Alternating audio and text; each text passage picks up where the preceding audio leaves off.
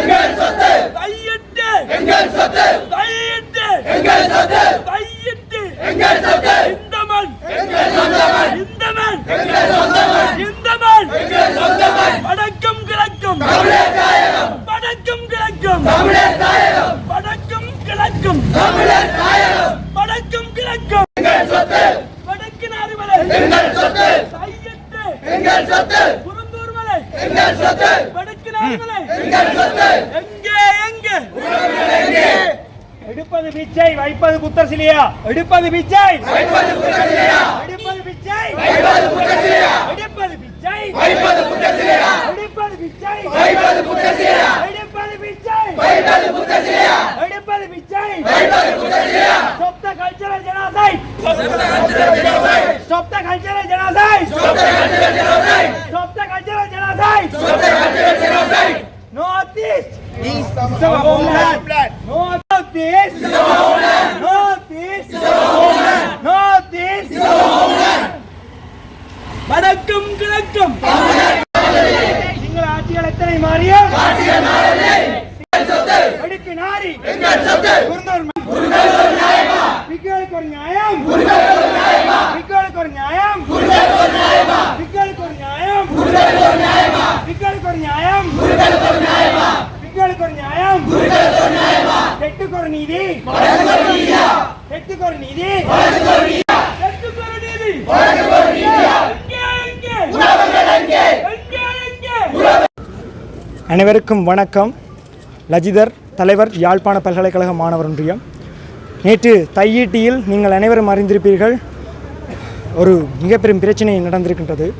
நாங்கள் அந்த நில உரிமையாளருடன் முதல்லேயே தொடர்பு கொண்டிருந்த வேளை எங்களுக்கு அவர் தெரிவித்திருந்த கருத்தாவது, அதாவது கிட்டத்தட்ட 8 ஏக்கர் அளவு விகாரை அமைப்பதற்காக அங்கே மக்களுடைய தனியார் காணிகள் ஆக்கிரமிக்கப்பட்டு, அது மட்டுமில்லாமல் இன்னும் 40 ஏக்கர்கள் எடுத்த அளவில் அந்த நிலம் ஆக்கிரமிக்கப்பட்டு இன்னும் நிறைய விகாரை ரீதியான கட்டுமானங்கள், பௌத்த கட்டுமானங்கள் கட்டப்படுவதற்கான திட்டமிடல் நடைபெற்றிருப்பதாக நாங்கள் அறிகின்றோம்.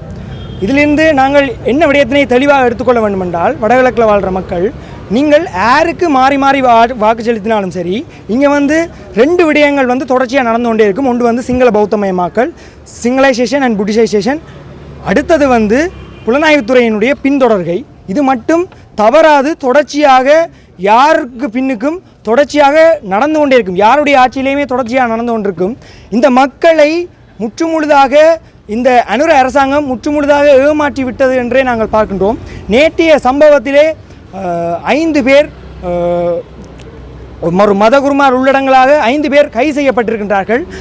இது தொடர்பில் இந்த அரசாங்கத்தினுடைய நிலையும் அதியுச்ச சர்வாதிகார கொடூர போக்கினையே வெளிப்படுத்துகின்றது எங்களிடத்தில்.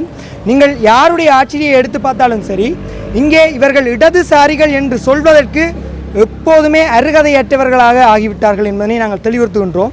மக்கள் தொடர்ச்சியாக இன்றைக்கு எந்த ஆட்சி வந்தாலும் தொடர்ச்சியாக ஏமாற்றப்பட்டு கொண்டே வந்து கொண்டிருக்கிறார்கள். உங்களுக்கு தெரிஞ்சிருக்கும், எங்களோட பாராளுமன்ற எம்பி ஒருத்தர் சொல்லிக்கார் தையீட்டி பிரச்சனையை தான் முடிச்சு வைக்கிறேன்ண்டு. ஆனால் உங்களுக்கு தெரிஞ்சிருக்கும், நேற்று தையீட்டியில் நடந்த பிரச்சனை எப்படி போனேன்ண்டு. நீங்கள் ஒரு விஷயத்தை தெளிவாக பார்க்கணும். என்னென்னா, இங்கே ஒருத்தர் ஒரு விஷயத்த சொல்கிறாண்டா, இவன் ஹிஸ்ட்ரி என்ன, இவளுக்கு முன்னால் என்னென்ன செஞ்சுக்கணுமென்ற எங்களோட மக்கள் கொஞ்சமாக அனலைஸ் பண்ணி பார்க்கணும்.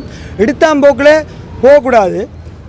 தெளிவாக சொல்லணும்னா, இந்த தமிழ் தேசியம் ரீதியாக நாங்கள் எங்களோட கட்சிகள்கிட்ட எங்களுக்கு பயங்கரமான விமர்சனங்கள் இருக்குது. பல்கலைக்கழக மாணவர் ஒன்றியத்துக்கு இருக்கின்ற விமர்சனங்கள் மாதிரி யாருக்குமே இல்லை. எல்லா தமிழ் தேசிய கட்சிகளிடத்திலும் எங்களுக்கு விமர்சனங்கள் இருக்குது.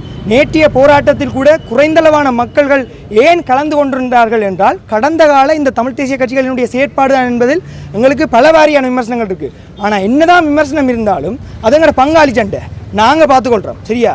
ஆனால் எங்களுடைய மக்கள் பிரதிநிதிகளாக தேர்ந்தெடுக்கப்பட்டவர்களை, மக்களால் தேர்ந்தெடுக்கப்பட்டவர்களை நீங்கள் அரச பயங்கரவாதத்தால் தடுக்கின்றீர்கள் என்றால், காட்டுமிராண்டித்தனமாக அவர்களை கைது செய்கின்றீர்கள் என்றால், உங்களுக்கு எங்கிருந்து அந்த அதிகாரம் வந்தது? இந்த இலங்கை அரசாங்கத்தினுடைய ஒற்றையாட்சி கொடுத்த அதிகாரம்தான் அந்தளவு மட்டுக்கும் வந்திருக்கின்றது. இதுவே சில நாட்களுக்கு முன்னர் உங்களுக்கு தெரிந்திருக்கும், ஒரு சம்பவம் நடந்திருக்கும். இதுவே ஒரு பௌத்த பிக்கு ஒருவர் தமிழ் மக்களை கண்ட துண்டமாக வெட்டி கொள்வேன் என்றார். ஆனால் இதே அளவுக்கு அங்கு சட்டம் வேலை செய்தான்னு கேட்டால் இல்லை. இங்கே சிங்கள மக்களுக்கு ஒரு நியாயமும் பௌத்த துறவைகளுக்கு ஒரு நியாயமும் தமிழ் மக்களுக்கு வேறொரு நியாயம் இழைக்கிற முறையில்தான் இன்றைய இலங்கையினுடைய ஒற்றையாட்சி இருக்கின்றது. எங்களுடைய தமிழர் தாயகத்திலே தொடர்ந்து திட்டமிட்ட ஆக்கிரமிப்புகள், எங்களுடைய தமிழ் மக்களை திட்டமிட்ட ரீதியிலே கைதுகள் தொடர்ந்து நடைபெற்று கொண்டிருக்கிறது. 2009க்கு பிறகு யுத்தம் முடிவெற்று மீள குடியேற்றப்பட்டு இலங்கை அரசாங்கத்தை ஒரு சோசலிச குடியரசாக பிரகடனப்படுத்தி அதற்கு கீழே இலங்கையிலே தமிழர்கள் சிங்களவர்கள் அனைவருக்கும் சமமான உரிமைகள் வழங்கப்படுகிறது என்று ஒரு பொய்யான தகவல்களை சொல்லியிருக்கிறார்கள். ஏனென்றால் உண்மையாக தெற்கில் ஒரு நீதி, வடக்கிலே ஒரு நீதி காணப்படுகிறது. ஏனென்றால் தெற்கிலே நடைபெறுகின்ற போராட்டங்களிலே கைதுகள் என்பது பெருமளவு நடைபெறுவதில்லை. ஆனால் வடக்கிலே நடைபெறுகின்ற எங்களுடைய உரிமைக்காக, எங்களுடைய நிலங்களுக்காக நாங்கள் செய்கின்ற சிறு சிறு போராட்டங்களை கூட இந்த அரசு முற்றாக அதனை நிறுத்துகிறது.